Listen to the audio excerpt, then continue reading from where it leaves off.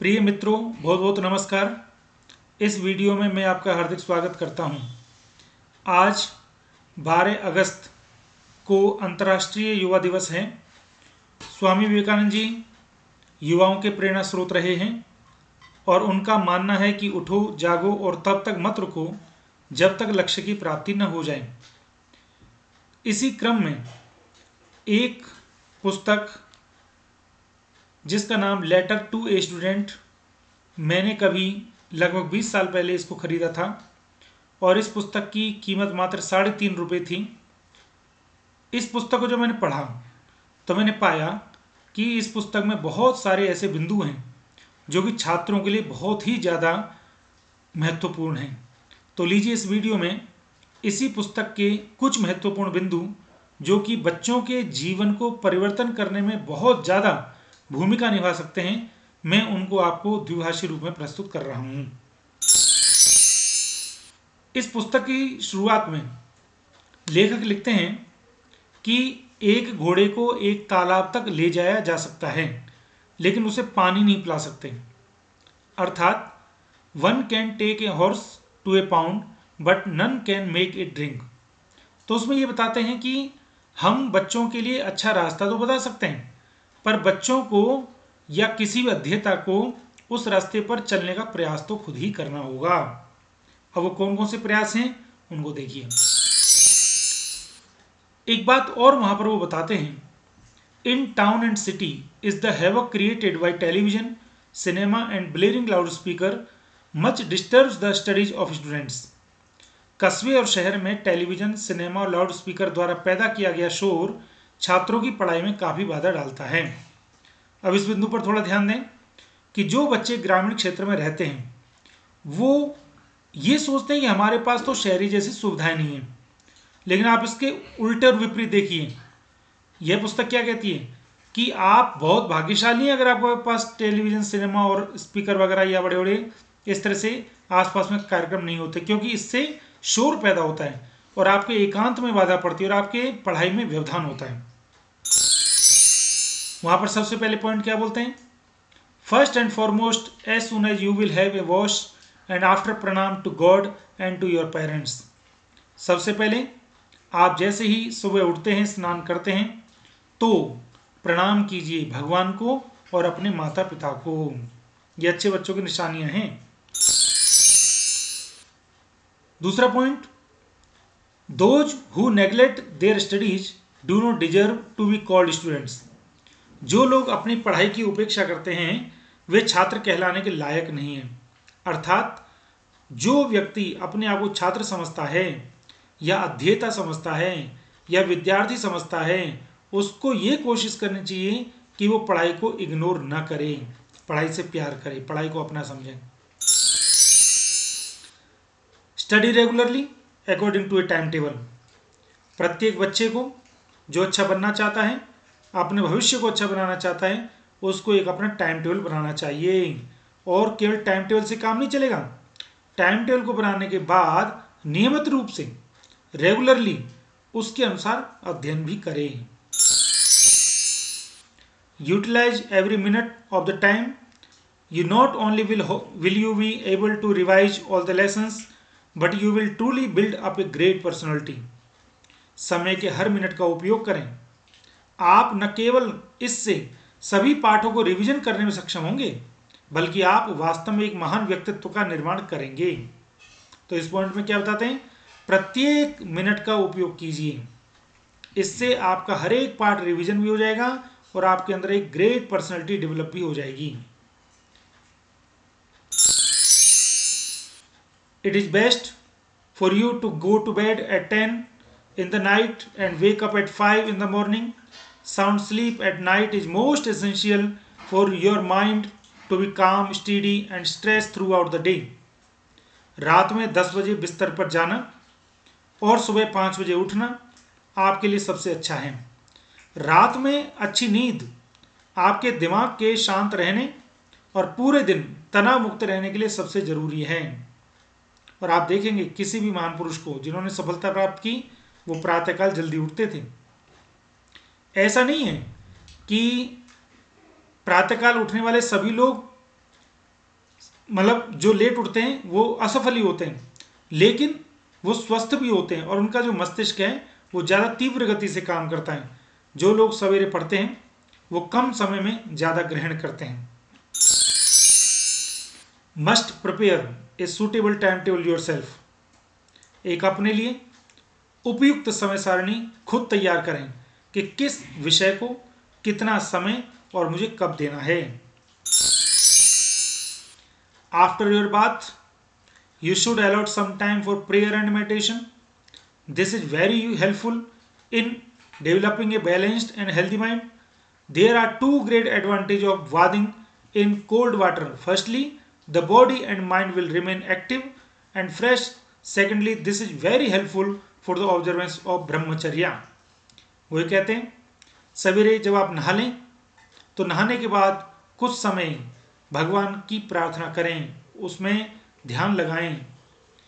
और आजकल आप जानते हैं कि योग में ध्यान और प्रार्थना का कितना महत्व आज दुनिया को पता चल रहा है। इससे आपका मस्तिष्क संतुलित और स्वस्थ होता है। और यहाँ पर उन्होंने एक बात और बताई कि कोशिश ये करनी चाहिए कि हमें ठंडे पानी से नहाना चाहिए। अब ये जो ठंडे पानी है ये परिस्थितिवश है। अगर आप बहुत ठंडे इलाके में रहते हैं तो ठंडा पानी नहीं, वहाँ पर साधारण गुनगुना पानी हो सकता है, पर ये सामान्य माहौल के लिए है कि ठंडे पानी में नहाने के दो बड़े फायदे हैं। पहला, तन और मन दोनों सक्रिय और तरोताजा रहेंगे, और दूसरा ये कि ब्रह्मचर्य पालन में बहुत सहायक होगा। इससे आपके शरीर के बल में वृद्धि होगी।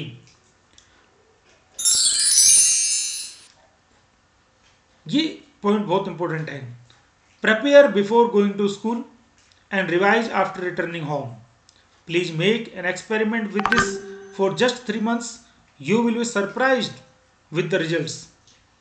अब वही कहते हैं कि स्कूल जाने से पहले तैयारी कीजिए और घर लौटने के बाद उसका रिवीजन कीजिए। कृपया इसे केवल 3 महीने के लिए प्रयोग करें और आप परिणाम से आश्चर्यचकित हो जाएंगे। अर्थात कोशिश ये करनी चाहिए कि जो विषय अध्यापक पढ़ाए उसको पहले से पढ़ के जाएं, और जो विषय अध्यापक पढ़ाएं उसको आने के बाद फिर पढ़ें। तो यहाँ पर कहते हैं अगर आपने ऐसा प्रयोग कर लिया तो 3 महीने के अंदर आपको जो परिणाम है वो बड़े आश्चर्य करने वाले मिलने लग जाएंगे। Nothing can be achieved without a strong willpower. You should get immersed in it for at least an hour without getting up or peeping out of the window at the end of an hour. Leaving your seat, stroll about in the open air, drink a glass of water and come back to your studies. कहते हैं दृढ़ इच्छा शक्ति के बिना कुछ भी हासिल नहीं किया जा सकता। अर्थात मजबूत इच्छा शक्ति रखो, मैंने कुछ करना है। इसके लिए क्या बताते हैं वो, आपको बिना उठे या खिड़की से बाहर झांके कम से कम 1 घंटे के लिए अध्ययन में डूब जाना चाहिए, और 1 घंटे के अंत में अपनी सीट से उठकर खुली हवा में टहलते हुए 1 गिलास पानी पिएं और अपनी पढ़ाई पर वापस आ जाएं।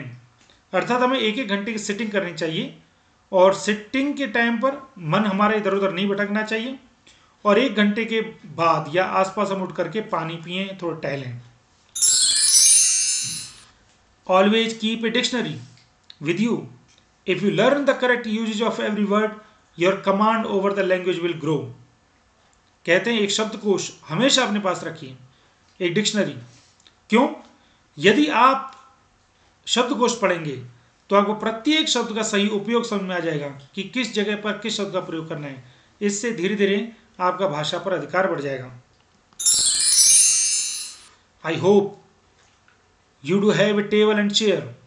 There, make sure that there is appropriate distance between your eyes and the desk.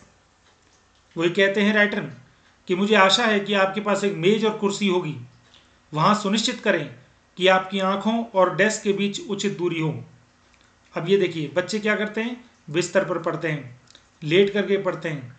तो यहाँ कहते हैं नहीं, अपनी मेज और कुर्सी लगाइए, प्रॉपर डिस्टेंस से बैठिए, आपकी आंख और डेस्क के बीच प्रॉपर दूरी हो। तो ये अच्छे अच्छे कदम हैं अच्छे बच्चे बनने के। मुझे उम्मीद है आप कुछ ना कुछ जरूर इन पॉइंट्स को अपने जीवन में लाएंगे। अगला पॉइंट क्या है, you also have to develop the ability of writing about a topic on your own. You can take the help of your textbook, then close the book and write it in your own words. वो कहते हैं आपको विषय पर खुद लिखने की क्षमता भी विकसित करनी होगी। आप अपनी पाठ्यपुस्तक की सहायता ले सकते हैं, फिर किताब को बंद करके अपने शब्दों में लिखिए। इसका मतलब यह है कि किसी भी टॉपिक पर आप अपना खुद का विजन बनाइए, खुद का दृष्टिकोण बनाइए।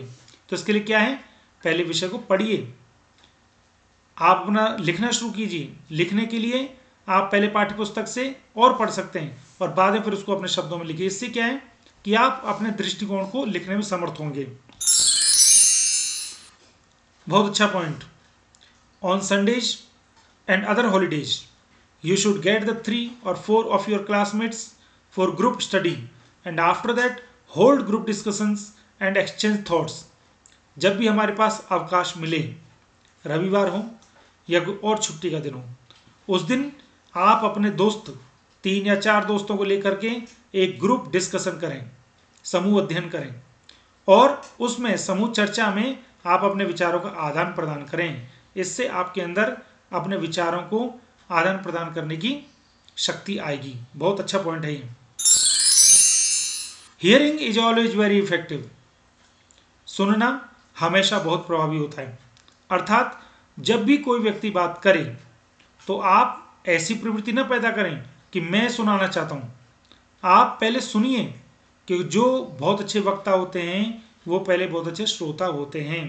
इसलिए स्टूडेंट को या छात्रों को या अध्येता को सुनने की आदत जरूर डालनी चाहिए। Beware of wasting time. समय बर्बाद करने से सावधान रहें। पढ़ने वाले बच्चों को बिल्कुल फोकस करना है कि कहीं हमारा समय बर्बाद तो नहीं हो रहा। Always sit in one of the benches in the front during the classes. Keep your eyes and ears fixed wholly on the teacher and listen attentively to what he says. यही पॉइंट बहुत अच्छा है। कोशिश ये करें कि जब भी कक्षा हो और आप हमेशा आगे की बेंच पर बैठें, अगर आप बैठ सकते हैं तो। अर्थात अगर आपका शिक्षक ने क्रम आगे पीछे बैठने का बनाया वो अलग बात है, लेकिन ऐसी प्रवृत्ति ना हो हम तो पीछे ही बैठते हैं। तो जो मेधावी बच्चे होते हैं, जो प्रतिभावान बच्चे होते हैं या जो होना चाहते हैं, उनको हमेशा आगे की बेंच पर बैठना चाहिए। अपने आँख और कान पूरी तरह से शिक्षक पर रखें और जो वो कहते हैं उसको ध्यान से सुनिए। पीछे बैठने पर हमें ऐसा लगता है कि शायद हम दिख नहीं रहे हैं। इस चक्कर में हमारी प्रवृत्ति थोड़ी विषय से विमुख हो जाती है। Polite and faithful with regards to all your teachers.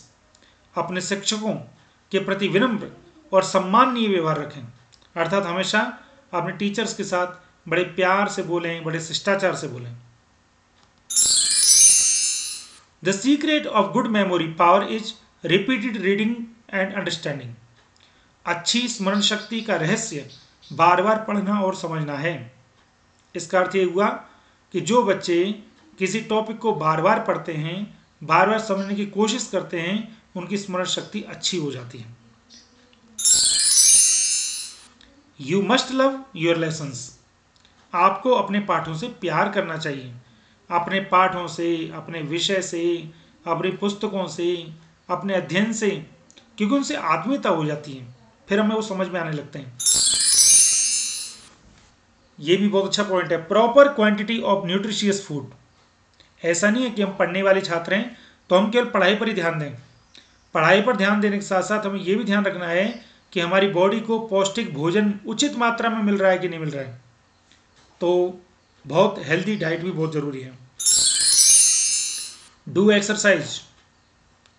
हमने बहुत खाना खा लिया, बहुत पढ़ लिए, इसके साथ साथ व्यायाम करना, एक्सरसाइज करना भी बहुत ज़रूरी है। Discipline student need not fear the exams. अनुशासित छात्र को परीक्षा से डरने की जरूरत नहीं है। अर्थात जो बच्चा डिसिप्लिन्ड होता है वो बच्चा परीक्षा से डरता भी नहीं है और उसको डरने की जरूरत भी नहीं है। क्यों? क्योंकि आपने मेहनत की है। तो अपने अंदर कॉन्फिडेंस पैदा कीजिए, और पैदा होता है।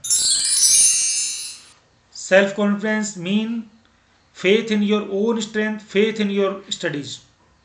आत्मविश्वास का अर्थ है अपनी ताकत पर भरोसा करो और अपनी पढ़ाई में विश्वास करो कि हमने जो मेहनत की है वो व्यर्थ नहीं जाएगी, क्योंकि हमने मन से पढ़ाई की है। तो ये पॉइंट्स थे इस पुस्तक के, जो मुझे पूरी उम्मीद है आपको समझ में आए होंगे और कहीं ना कहीं किसी न किसी बच्चे के जीवन में अवश्य इस वीडियो से परिवर्तन आएगा और उसके जीवन का निर्माण होगा। तो मैंने भरपूर कोशिश की है कि इस पुस्तक का सार आप तक पहुंचाने की।